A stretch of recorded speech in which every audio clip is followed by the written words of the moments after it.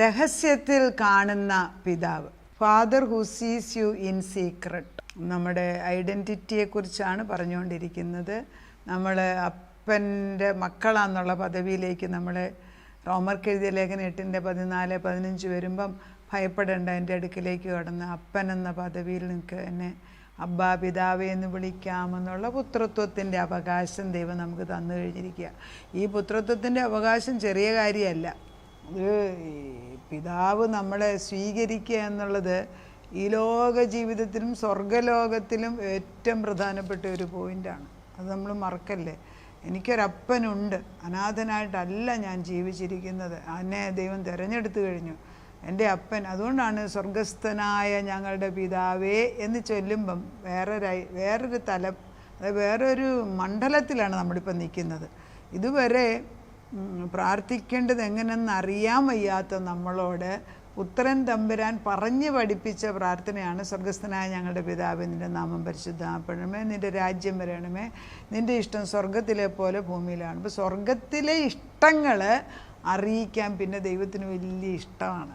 അത് എങ്ങനെയാണ് എക്സാമ്പിൾ പറയുക? കല്യാണം കഴിച്ച ഹസ്ബൻഡ് ആൻഡ് വൈഫ്, ഭാര്യയും ഭർത്താവും കല്യാണം കഴിച്ച, അതിന് മുമ്പ് നമ്മൾ അവരെക്കുറിച്ച് കേട്ടിട്ടുണ്ട്.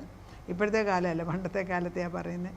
അപ്പോൾ ഭർത്താവിന് നല്ല പദവിയും നല്ല ജോലിയും പുറത്തൊക്കെ ഉണ്ടെന്ന് വിചാരിക്കുക. ഈ ഭർത്താവിൻ്റെ ഏറ്റവും വലിയ ആഗ്രഹം വിവാഹം കഴിഞ്ഞ് കഴിയുമ്പം എങ്ങനെയെങ്കിലും ഈ ഭാര്യയെ കൂടെ എൻ്റെ ഈ ഉന്നത പദവി കൊണ്ട് കാണിച്ചു കൊടുക്കണം. സുഖമായിട്ട് നല്ല അപ്പാർട്ട്മെൻറ്റ്, ജോലി നല്ലത്, കാറുണ്ട്, ഇത് കാണിക്കുകയാണ്. കാരണം എൻ്റെ ഭാഗമായി മാറുകയല്ലേ അപ്പനും അമ്മ. അതുപോലെ അവർക്കുള്ള സമ്പത്തിൻ്റെ അവകാശി മക്കളാണെന്ന് തിരിച്ചറിഞ്ഞിട്ട് അത് ഏറ്റെടുക്കുമ്പോൾ അപ്പനും അമ്മയ്ക്ക് എന്തൊരു സന്തോഷം. ഇതൊക്കെ ലോകത്തിൽ ചെയ്യുന്നെങ്കിൽ പിതാവാം ദൈവം പുത്രനിൽ കൂടെ നമ്മൾ പിതാവിനെ മനസ്സിലാക്കുന്നെന്ന് അറിയുമ്പം പിതാവിന് വലിയ സന്തോഷമാണ്. അങ്ങനെയാണ് സ്വർഗസ്ഥനായ പിതാവേ എന്നുള്ള പ്രാർത്ഥന ചൊല്ലുന്നത്. എപ്പോഴും ഏത് സമയത്ത് എവിടെയും പ്രാർത്ഥിക്കാം നമുക്ക്. കാരണം ഉന്നത പദവി ലഭിച്ചു കഴിഞ്ഞ് അതിനെ ആരും എടുത്തുകൊണ്ട് പോകൂല. എങ്ങനെ വിചാരിച്ചാലും ആർക്കും അതെടുത്തുകൊണ്ട് പോകാനൊക്കത്തില്ല. അത് നമ്മളിൽ നിക്ഷിപ്തമായി മുദ്ര ചെയ്തിരിക്കുക പരിശുദ്ധാത്മാവിൻ്റെ ശക്തിയിൽ. ഈ ഒരു തിരിച്ചറിവ്, ഞാൻ ആരേ എന്നുള്ള ഈ തിരിച്ചറിവ് അത് എളുപ്പമൊന്നും കിട്ടിയതല്ല കേട്ടോ. പിതാവാം ദൈവം തൻ്റെ പുത്രനെ നമുക്ക് വേണ്ടി തന്ന് അവൻ യാഗമായി മാറി ക്രൂശിന്മേൽ കയറി ആ രക്തം കൊണ്ട് നമ്മളെ മറുവിലയായിട്ട് സ്വർഗത്തിൽ ചെന്നിട്ട് വാങ്ങിച്ചെടുത്ത മക്കളാണ് നമ്മൾ. അപ്പോൾ ഇത് ചുമ്മാതെ നമ്മുടെ പ്രയത്നം കൊണ്ടോ നോയമ്പ് കൊണ്ടോ കാശ് കൊണ്ടോ നേടുന്ന അല്ല. This is known taken by the revelation of the absolute truth. സത്യത്തെ അറിയുമ്പോഴാണ് ഇത് മനസ്സിലാക്കുന്നത്. അപ്പം ദൈവത്തിൻ്റെ പരിശുദ്ധാത്മാ, മത്തായിയുടെ സുവിശേഷം 6:6 ഒരു വാക്യമുണ്ട്. നമ്മൾ പലപ്പോഴും വായിച്ചുകൊണ്ടങ്ങ് പോകുമെങ്കിലും ഇതിനകത്തൊരു രഹസ്യമായിട്ടൊരു സത്യം നമ്മളെ ദൈവം പഠിപ്പിക്കാൻ പോകുന്നത് 6:6 ഇങ്ങനെയാണ്: നീയോ പ്രാർത്ഥിക്കുമ്പോൾ. ഇത് ഈ 6-ാം അധ്യായത്തിൽ തന്നെയാണ് സ്വർഗസ്ഥനായ പിതാവേ എന്നുള്ള പ്രാർത്ഥന പഠിപ്പിച്ചത്. യേശു പറയാണ്, നീയോ പ്രാർത്ഥിക്കുമ്പോൾ അറയിൽ കടന്ന് വാതിലടച്ച് രഹസ്യത്തിലുള്ള നിൻ്റെ പിതാവിനോട് പ്രാർത്ഥിക്കുക. രഹസ്യത്തിൽ കാണുന്ന നിൻ്റെ പിതാവ് നിനക്ക് പ്രതിഫലം തരും. പ്രാർത്ഥിക്കയിൽ നിങ്ങൾ ജാതികളെപ്പോലെ ജൽപ്പനം ചെയ്യരുത്, അതിഭാഷണത്താൽ ഉത്തരം കിട്ടും എന്നല്ലോ അവർക്ക് തോന്നുന്നത്. അവരോട് തുല്യരാകരുത്. നിങ്ങൾക്ക് ആവശ്യമുള്ളത് ഇന്നതെന്ന് നിങ്ങൾ യാചിക്കും മുമ്പേ നിങ്ങളുടെ പിതാവ് അറിയുന്നുവല്ലോ. അപ്പോൾ നമ്മുടെ പിതാവാക്കിയാണ് ഇവിടെ സംബോധന ചെയ്തിരിക്കുന്നത്. നീ പ്രാർത്ഥിക്കുമ്പോൾ അറയിൽ കടന്ന്, അങ്ങനെ നമ്മളോട് പ്രാർത്ഥിക്കേണ്ടി എങ്ങനെയാണെന്ന് പറഞ്ഞു തരികയാണ്. അറയ്ക്കകത്ത് കടന്ന് രഹസ്യത്തിലുള്ളത്. അപ്പം നമ്മൾ അറയ്ക്കകത്തെന്ന് പറയുമ്പോൾ നമ്മൾ മാത്രമാണ്. നമ്മുടെ വീടുകളിലൊക്കെ പണ്ട് കാലങ്ങൾ അറകളുണ്ട്. അതിനകത്ത് ഏറ്റവും വിലപ്പെട്ട സാധനമാണ്. നമ്മൾ അതിനകത്ത് കടന്നിട്ട് ആരും അറിയാതെ മുറി വാതിലടച്ച് അതിനകത്തിരുന്ന് നമ്മൾ പ്രാർത്ഥിക്കുക, അല്ലെ അതിനകത്തിരുന്ന് നമ്മൾ ദൈവത്തോട് സംസാരിക്കുന്നതാണ് എങ്കിൽ അങ്ങനെയാണ് ഇവിടെ പറയുന്നത്. രഹസ്യത്തിൽ ഏറ്റവും പ്രധാനപ്പെട്ട ഒരു ഭാഗമാണ് വീടിൻ്റെ അറ. അവിടെയാണ് സമ്പത്ത് കയറ്റി വെച്ചിരിക്കുന്നത്. പണ്ട് പ്രായമുള്ളവരുടെ അരയ്ക്കാണ് ഈ സ്ത്രീ, അമ്മയുടെ ഏറ്റവും പ്രായം ചെന്ന അമ്മയുടെ അരയിലാണ് ഈ താക്കോലുകളെല്ലാം കെട്ടിത്തൂക്കിയിട്ടിരുന്നത്. അവർക്കൊരു ഗമയുണ്ട്, ഒരു പ്രാഗൽഭ്യമുണ്ട്, അറിയാമോ?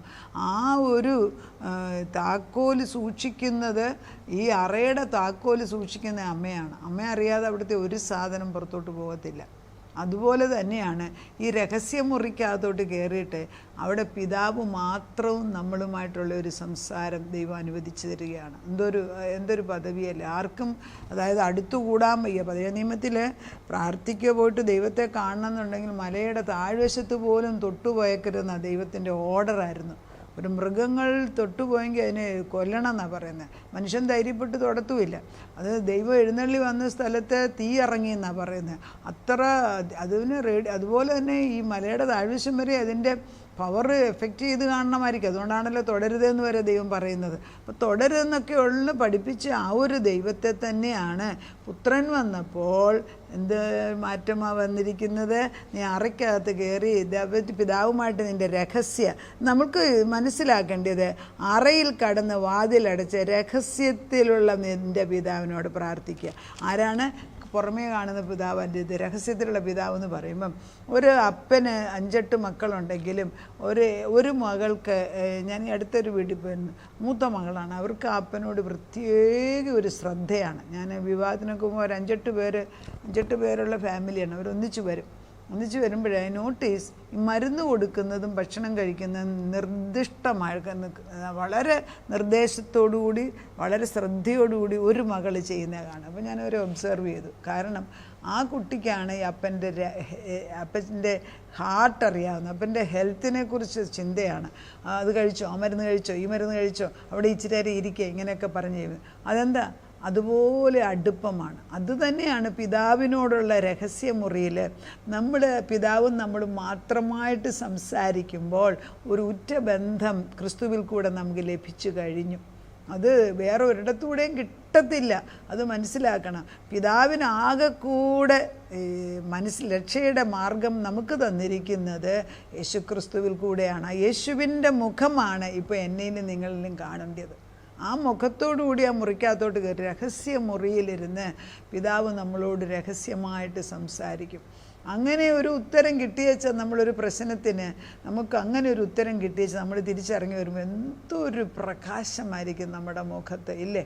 അപ്പം മറ്റുള്ളവരെ അറിയിക്കാൻ വേണ്ടിയുള്ള പ്രാർത്ഥനയല്ല. പറയുന്നുണ്ടല്ലോ ജൽപ്പനക്കാരെയൊക്കെ ഒരു അതിന് മുമ്പിലും പറയുന്നുണ്ട്, നിങ്ങൾ ചന്തയുടെ മുക്കത്തും വക്കത്തും ഒക്കെ എന്ന് പ്രാർത്ഥിച്ചിട്ടൊന്നും ഒരു കാര്യമില്ല. അങ്ങനെയുള്ള പ്രാർത്ഥനയല്ല ഞാൻ സ്വീകരിക്കുന്നത്. നിങ്ങൾക്ക് വായിക്കാൻ വേണമെങ്കിൽ അപ്പോൾ അങ്ങോട്ടൊന്ന് വായിച്ചേക്കാൻ പെട്ടെന്ന്. അതായത് കർത്താവ് പറയുന്നുണ്ട്, നിങ്ങൾ പ്രാർത്ഥിക്കുമ്പോൾ കപടഭക്തിക്കാരെ പോലെ ആകരുതേ. അവർ മനുഷ്യർക്ക് വിളങ്ങേണ്ടതിന് പള്ളികളിലും തെരുക്കോണുകളിലും നിന്നുകൊണ്ട് പ്രാർത്ഥിപ്പാൻ ഇഷ്ടപ്പെടുന്നു. അവർക്ക് പ്രതിഫലം കിട്ടിപ്പോയി എന്ന് ഞാൻ സത്യമായിട്ട്. അതാണ് മറ്റുള്ളവരെ കാണിക്കാനുള്ള പ്രാർത്ഥനയല്ല ഞാൻ ഉദ്ദേശിക്കുന്നത്. ഇത് ദൈവം എൻ്റെ ആത്മാവിൻ്റെ ഉടമസ്ഥൻ, അന്തരാത്മാവിൻ്റെ ഉടമസ്ഥനായ പിതാവിനോട് രഹസ്യമുറിയിൽ കടന്നു എന്ന് പ്രാർത്ഥിക്കുമ്പോൾ നിൻ്റെ പിതാവ് നിൻ്റെ പ്രാർത്ഥന കേൾക്കും, ഒരു പ്രതിഫലം തരും നിശ്ചയം. പ്രാർത്ഥിക്കയിൽ ജാതികളെ പോലെ ഒത്തിരി പറഞ്ഞ് പ്രാർത്ഥിക്കേണ്ട ആവശ്യമില്ല. കാരണം എൻ്റെ അപ്പനാണെങ്കിൽ എൻ്റെ ആവശ്യങ്ങളെല്ലാം അറിയും.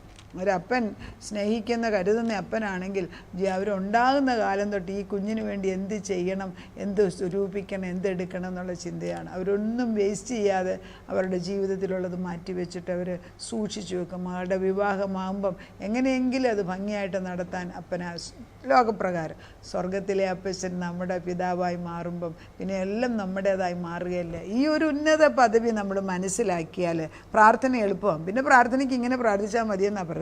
സ്വർഗസ്ഥനായ ഞങ്ങളുടെ പിതാവേ, നിൻ്റെ നാമം പരിശുദ്ധീകരിക്കണമേ, നിൻ്റെ രാജ്യം വരണമേ, നിൻ്റെ ഇഷ്ടം സ്വർഗത്തിലെ പോലെ ഭൂമിയിലാണമേ. ഞങ്ങൾക്ക് ആവശ്യമുള്ള ആഹാരം ഇന്ന് തരണമേ. ഞങ്ങളുടെ കടക്കാരോട് ഞങ്ങൾ ക്ഷമിച്ചിരിക്കുന്നത് പോലെ ഞങ്ങളുടെ കടങ്ങളും പാവങ്ങളും ഞങ്ങളോട് ക്ഷമിക്കണമേ. ഞങ്ങളെ പരീക്ഷയിൽ അകപ്പെടുത്താതെ ദുഷ്ടം ഞങ്ങളെ രക്ഷിക്കണം. രാജ്യവും ശക്തിയും മഹത്വവും എന്നേക്കും നിനക്കുള്ളത്. കർത്താവ് പറയുന്നത് നമ്മൾ സ്നേഹിക്കാൻ പഠിക്കണം. ആദ്യ പിതാവിനെ സ്നേഹിക്കാൻ പഠിക്കണം. ആ ഒരു ആക്സസ് അല്ലെങ്കിൽ ആ ഒരു കണക്ഷൻ ദൈവത്തോട് നമുക്ക് തന്നത് ദൈവത്തിൻ്റെ പുത്രനാകുന്ന യേശുവിൽ കൂടെയാണ്. അത് നമ്മുടെ ഹൃദയം, ഈ എബ്രായ ലേഖനം 10:22 പറയുന്നത് my heart is sprinkled with the blood of Jesus Christ. ഇത് ഇമ്പോർട്ടൻ്റ് ആണ്. എൻ്റെ ഹൃദയത്തിന് സ്വയമേ ഒരു നന്മയില്ല. പാപകലമായത് ജീവിതത്തിൽ ജീവിച്ചിട്ട് നന്മ എന്തെന്ന് തിന്മ എന്തെന്ന് അറിയാൻ വയ്യാത്തൊരു ലോകത്തിൽ ജീവിക്കുമ്പം ഞാൻ അമേരിക്കയിലൊക്കെ പോകുമ്പോൾ പല കുഞ്ഞുങ്ങളും വന്ന് ഓരോന്ന് എന്നോട് ചോദ്യം ചോദിക്കും. നമ്മൾ ഒരിക്കലും വിചാരിക്കാത്ത ചില കാര്യങ്ങൾ അവർ ജീവിതത്തെക്കുറിച്ച് ചോദിക്കുന്ന കേൾക്കുമ്പോൾ ഞാൻ വിചാരിക്കും ഒന്നും അറിയത്തില്ലല്ലോ. ഇവിടെയുള്ള പിള്ളേർക്ക് ഇച്ചിരി കൂടെങ്കിലും അറിയാം. ഭാര്യ ഭർത്താവിൻ്റെ ബന്ധം, വിവാഹത്തിന് മുമ്പ് സെക്സ് ഉണ്ടോ, ഇതൊക്കെ അവർ ചോദിക്കുമ്പോൾ അവർക്ക് എന്താണെന്ന് പോലും അറിയത്തില്ല. നമ്മൾ മനസ്സിലാക്കേണ്ടത് നമ്മളും ദൈവവുമായിട്ടുള്ള ഉറ്റ ബന്ധം ഉറപ്പിച്ച് കഴിയുമ്പോൾ ദൈവം നമുക്ക് വേണ്ടതെല്ലാം പറഞ്ഞ് പഠിപ്പിക്കും. എബ്രായ ലേഖനം 10:22 ഇങ്ങനെയാണ് വായിക്കുന്നത്, 10:22-21 ദുർമനസാക്ഷി നീങ്ങുമാറ്. ദുർമനസാക്ഷി എല്ലാവർക്കും ഉണ്ട് ഇത്. ദുർമനസാക്ഷി നീങ്ങുമാറ് ഹൃദയങ്ങളിൽ തളിക്കപ്പെട്ടവരും ശുദ്ധവെള്ളത്താൽ ശരീരം കഴുകപ്പെട്ടവരും വിശ്വാസത്തിൻ്റെ പൂർണ്ണ നിശ്ചയം പൂണ്ട് പരമാർത്ഥ ഹൃദയത്തോടെ അടുത്ത് ചെല്ലുക. എന്താണ് പ്രത്യാശയുടെ? അതായത് പരമാർത്ഥ ഹൃദയത്തോടൊരു പൂർണ്ണ നിശ്ചയം ഉണ്ടായിരിക്കണം. ഈ പ്രത്യാശയുടെ സ്വീകാരം മുറുകെ പിടിക്കണം. വാഗ്ദത്തം ചെയ്തവൻ വിശ്വസ്തനല്ലോ. അപ്പം നമ്മൾ ഈ the righteousness, father who sees in secret and only priest see father in the secret. പഴയ നിയമത്തിൽ your access is based on the position of the priesthood and the righteousness. The righteousness is given to you. Righteous means right standing with the Lord. Priesthood gives you function. A priest who doubts his stand is no good. ഒരു പുരോഹിതന് അവൻ്റെ ചുമതല എന്തെന്ന് അറിയുന്നില്ല, അവൻ്റെ പദവി എന്തെന്ന് അറിയുന്നില്ലെങ്കിൽ is no good. പക്ഷേ എന്നാൽ പ്രീസ്റ്റ് ദൈവത്തോട് ആലോചന ചോദിച്ച് തിരിച്ചു വരാം. എന്നാൽ രാജാവിൻ്റെ ജോലി എക്സിക്യൂട്ട് ചെയ്യുകയാണ്. രാജാവ് ആളുകളെ വിളിച്ചു കൂട്ടി അതെല്ലാം ചെയ്തെടുക്കും. അതുകൊണ്ടാണ് പ്രവാചകന്മാരെ വിളിപ്പിച്ചിട്ട് പ്രാർത്ഥിച്ചിട്ടാണല്ലോ ദാവീദിൻ്റെ കാലത്തും അതുപോലെ പല രാജാക്കന്മാരുടെ കാലത്തും ദൈവത്തിൻ്റെ ദൂതറിയാൻ വേണ്ടി ഈ ദൈവത്തിൻ്റെ പരിശുദ്ധാത്മ അബ്രഹാമിൻ്റെ കാലം തൊട്ട് കാര്യങ്ങൾ അറിയാൻ നേരത്ത് ദാവീദ് രാജാവ്, സമൂവേല്, പിന്നെ നാഥാൻ പ്രവാചകന്, ഇങ്ങനെ പലരെ വിളിച്ചിട്ട് ദൂത ചോദിക്കും എന്താണെന്നുള്ളത്. അതുപോലെ പ്രാർത്ഥിക്കാൻ വരുമ്പം, യുദ്ധം വരുമ്പോൾ ഇവരെല്ലാം കൂടെ ആലയത്തിൽ ചെന്ന് പ്രാർത്ഥിക്കും. അന്നേരം എല്ലാം ദൈവത്തിൻ്റെ ആത്മാവ് ഒരാളിൽ വന്നിട്ട്, മിക്കവാറും ലേവിയിൽ വന്നിട്ട് ദൈവത്തിൻ്റെ ആത്മാവ് ഉത്തരം കൊടുക്കും. Most believers does not struggle with prayers, we are struggling with the identity problem. നമ്മൾ പ്രാർത്ഥനയ്ക്കല്ല തടസ്സം, ഞാൻ ആരെന്ന് മനസ്സിലാക്കാതെ പ്രാർത്ഥിക്കുന്നതാണ് തടസ്സമെന്ന്. എൻ്റെ prayer life changes when you know the truth. We pray like servant when you should be praying like sons and daughters. മക്കളെന്ന പദവിയിൽ പ്രാർത്ഥിക്കേണ്ടിയ നമ്മൾ എന്നും സെർവൻ, ദൂരെ നിന്ന് മാറിയിരിക്കുന്ന ഒരു ജോലിക്കാരിയെ പോലെയാണ്. Prayer is not an expression of faith. Prayer is who you are that matters. പ്രാർത്ഥന എന്ന് പറയുന്നത് ഞാൻ ആരെന്നുള്ള പദവി അറിഞ്ഞു ചെല്ലുന്നതാണ്. അവിടെയാണ് അതിൻ്റെ വെളിച്ചം. അതുകൊണ്ടാണ് ഈ പ്രാർത്ഥിക്കുന്ന ചിലടത്ത് ചെല്ലുമ്പോൾ ഇങ്ങനെ റെക്കോർഡ് ചെയ്ത പോലെ ഇങ്ങനെ കുറച്ച് പ്രാർത്ഥന ഉണ്ടാക്കി വെച്ചിട്ടുണ്ട് ചിലരുടെ മനസ്സിൽ. അത് നമ്മൾ ഏത് വചനം ദൈവത്തിൻ്റെ പറഞ്ഞാലും അവരോടനെ ഇത് വെച്ച് അങ്ങ് പ്രാർത്ഥിക്കാൻ തുടങ്ങും. Because nothing I was absorbed.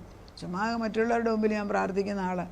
ദൈവം എന്നപ്പോലും അവരുടെ പ്രാർത്ഥന കേൾക്കുന്നത് ഞാൻ കണ്ടിട്ടുണ്ട്. അതും ഒരു സത്യമാണ്. ദൈവത്തിൻ്റെ സ്നേഹത്തിൻ്റെ ആഴം വലുതാണ്. Prayer should be A decree from heaven. അതായത് നമ്മൾ സ്വർഗത്തിൽ പിതാവ് രഹസ്യ മുറിയിലിരുന്ന് പിതാവ് എന്താ പറഞ്ഞ് അത് വിളിച്ചു പറഞ്ഞ് പ്രാർത്ഥിക്കുന്നതായിരിക്കണം. എല്ലാവരോടും വിളിച്ച് പറയേണ്ടത് പറഞ്ഞാൽ മതി, അല്ലാത്ത നമ്മളും ദൈവവുമായിട്ട് ചെയ്യണം. God has made you a priest and a king, not a beggar, not a stranger, not timidly approaching God, has authority to speak on behalf of God. Boldness is confidence in God. Boldness in confidence is confidence. പരിശുദ്ധാത്മാവ് നിറയുമ്പോഴാണ് നമുക്കൊരു ധൈര്യം വരുന്നത്. ധൈര്യത്തോടെ എന്നാണ് പറയുന്നത്. Devil says you are not holy. എപ്പോഴും പിശാച് പറയും. നമ്മൾ അല്പം ഒന്ന് നമ്മൾ ശുദ്ധിയാകുന്ന വരുമ്പോൾ ആരെ കൊണ്ടെങ്കിലും നമുക്കെതിരായിട്ട് എന്തെങ്കിലും പറയിപ്പിക്കും. അത് നമ്മളെ അറിയുന്നവരോ ഏറ്റവും സ്നേഹിക്കുന്നവരോ ആകാൻ സാധ്യതയുണ്ട്. പക്ഷേ Are you standing on the rock of the faith of the living God? അതായത് നമ്മൾ ആത്മാവിൽ പരിശുദ്ധാത്മാവ് നമ്മളിൽ ഇല്ല എന്നൊക്കെ ഓരോരുത്തർ വിളിച്ച് പറയുമ്പോൾ നമ്മൾ ശ്രദ്ധിക്കേണ്ടത്, പരിശുദ്ധാത്മാവ് ഉള്ള ഒരു വ്യക്തിക്കെതിരെ നമുക്കത് പറയാൻ അധികാരമില്ല. You are grieving the Holy Spirit. പരിശുദ്ധാത്മാവ് ഉണ്ടോ ഇല്ലയോ എന്ന് നമുക്കങ്ങനെ അറിയാം. പിന്നെ ചില പ്രവൃത്തികളല്ല, പക്ഷേ മോസ്റ്റ് ഓഫ് ദി ടൈം ദൈവത്തിന് വേണ്ടി നിൽക്കുന്ന ഒരു പരിശുദ്ധാത്മാ ഉണ്ടോ ഇല്ലയോ എന്ന് രഹസ്യ മുറിയിൽ പിതാവിനോട് ചോദിച്ചിട്ട് വേണം പുറമേ പറയുവാൻ. വളരെ ശ്രദ്ധയോടെ കേൾക്കേണ്ട ഒരു പോയിൻ്റാണ് ഞാനീ പറയുന്നത്. വേറൊരാളിൽ പരിശുദ്ധാത്മാ ഉണ്ടോ ഇല്ലയോ എന്ന് പിതാവിൻ്റെ രഹസ്യ മുറിയിൽ നമ്മൾ കയറി ചെന്നിട്ട് അപ്പച്ചനോട് ചോദിക്കണം. Go in to the secret room. അതായത് go to the secret room of the father. It is the function of the spiritually born to know the will of the Lord. The position is priesthood. You are imputed his righteousness with God. Right standing with the Lord. അതുകൊണ്ട് നമ്മളെ മനസാക്ഷി എല്ലാം പുതുക്കുന്ന ഒരു പരിപാടി ഇവിടെ ചെയ്തിരിക്കുകയാണ്. അപ്പോൾ നമ്മളോട് ഈ റോമർക്ക് എഴുതിയ ലേഖനം 5:10 പറയുന്നുണ്ട്, ശത്രുക്കളായിരിക്കുമ്പോൾ തന്നെ നമുക്ക് അവൻ്റെ പുത്രൻ്റെ മരണത്താൽ ദൈവത്തോട് നിരപ്പ് വന്നു എങ്കിൽ നിരന്ന ശേഷം നാം അവൻ്റെ ജീവനാൽ എത്രയധികം രക്ഷിക്കപ്പെട്ടു.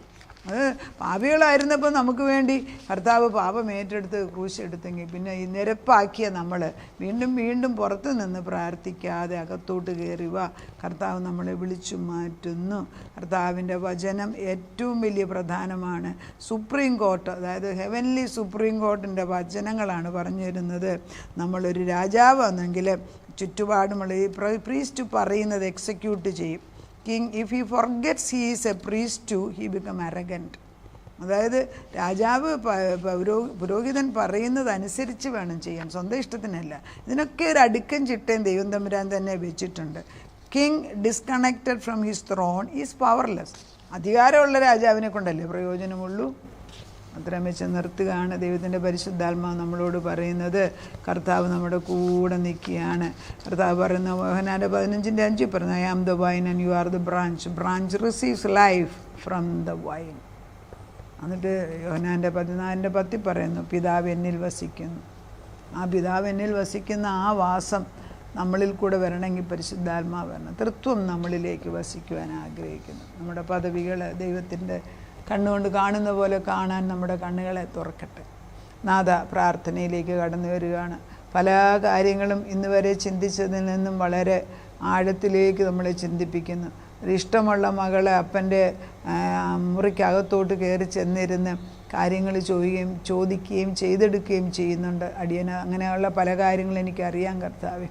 ഞങ്ങൾ പിതാവാം ദൈവത്തിൻ്റെ അടുക്കിലേക്ക് ആ ചേംബറിനകത്ത് രഹസ്യ മുറിക്കകത്തോട്ട് കയറി വന്ന് അല്പനേരം ഒന്ന് ഇരിക്കാൻ തക്കോണം ഞങ്ങൾക്ക് ഇന്നൊരു പുതിയ വാതിൽ തുറന്നു തന്നതിന് നന്ദി പറയുന്നു. ജൽപ്പനക്കാരെ പോലെ അവിടെ ഇവിടെ ഓടി നടക്കാതെ ഒരേ കാര്യം പല പ്രാവശ്യം പറഞ്ഞുകൊണ്ടിരിക്കാതെ ദൈവം എന്താണ് ഈ വിഷയത്തെക്കുറിച്ച് പറഞ്ഞിരിക്കുന്നത് എന്ന് മനസ്സിലാക്കി ആ പൗരോഹിത്യ ജോലി ഏറ്റെടുത്തുകൊണ്ട് നിൻ്റെ അടുക്ക വന്ന് ചോദിച്ചിട്ട് രാജകീയ പദവിയിൽ എങ്ങനെ എക്സിക്യൂട്ട് ചെയ്യുന്ന പരിശുദ്ധാത്മാവിൻ്റെ നിറവിൽ ഏറ്റെടുത്ത് ആ കാര്യങ്ങളെ കുടുംബത്തിന് ചെയ്തു തരണമേ. ഞങ്ങളെ ഇടപെടുന്ന ഓരോ സ്ഥലങ്ങളിലും ദൈവത്തിൻ്റെ ആത്മാവ് മുൻപേ പോകണമേ. നിൻ്റെ രഹസ്യ മുറിയിൽ ഞങ്ങളെ ഒളിപ്പിച്ചു വെച്ചിരിക്കുന്നു എന്ന് പരിശുദ്ധാത്മാവ് ഞങ്ങളോട് പറയുമ്പോൾ, കർത്താവ് പറയുമ്പം മാത്രം മുൻപോട്ട് വരാൻ ഞങ്ങളെ ഇടയാക്കണം.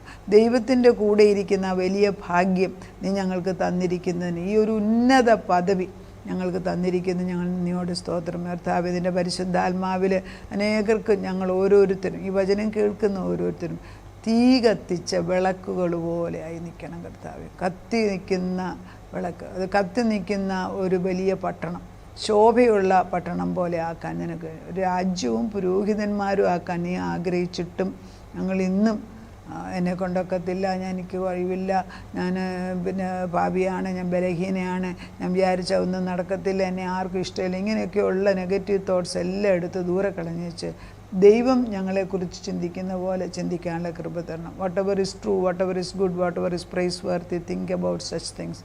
നന്മയായതും ഘനമായതും ശുദ്ധമായതും പ്രകൃതിയായതുമുള്ള നല്ല കാര്യങ്ങൾ മാത്രം ചിന്തിക്കാൻ ഞങ്ങളോട് പറയുമ്പം അങ്ങനെ ചിന്തിപ്പാൻ ഞങ്ങളെയും തലമുറകളെയും പഠിപ്പിക്കണമേ. ഈ വചനങ്ങളൊന്നും വൃഥാവായിട്ട് പോകാതെ ചെന്ന് കൊള്ളേണ്ട തലമുറകളുടെ മേൽ ഇത് ചെന്നുകൊണ്ട് അനേകർക്ക് വെളിച്ചം കൊടുക്കുന്ന ജീവപ്രകാശങ്ങളാക്കി ഞങ്ങളെ മാറ്റണമേ. ഞങ്ങളാവുന്ന വിളക്കുകൾ കെട്ടുനിന്ന എന്നെ പ്രയോജനപ്പച്ച കത്തിച്ചത് നീയാണെങ്കിൽ അത് കെടാതെ സൂക്ഷിക്കാൻ നിനക്കറിയാം. അതിൻ്റെ മുമ്പിലേക്ക് വിഷയങ്ങളെല്ലാം ഏൽപ്പിച്ചു തന്നിരിക്കുന്നു. പ്രാർത്ഥന കേട്ട് ഞങ്ങൾക്ക് ഉത്തരം തന്ന ദൈവത്തിന് നന്ദി. യേശു ക്രിസ്തുവിൻ്റെ പൊന്നുനാമത്തിൽ തന്നെ ആമേൻ.